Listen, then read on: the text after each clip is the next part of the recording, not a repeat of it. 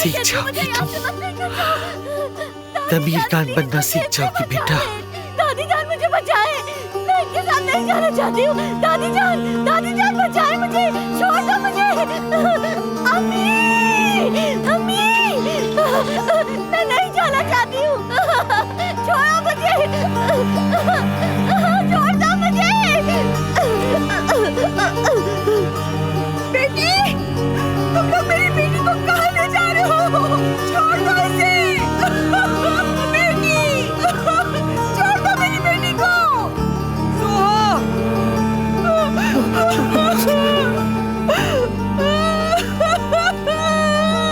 अम्मी, अम्मी, आप परेशान ना हो आप, कुछ नहीं होगा।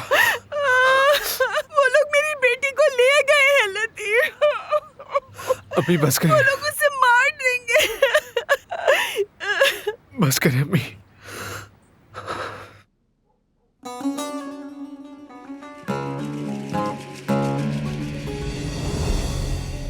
तुम मुझसे चाहते क्या हो?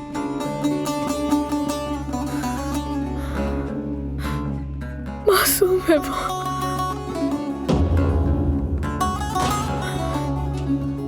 अदनान, मदद करो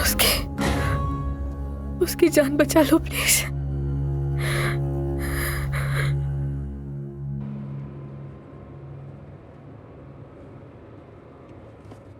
खुदा के वास्ते मुझे मत ले जाओ तुम लोग।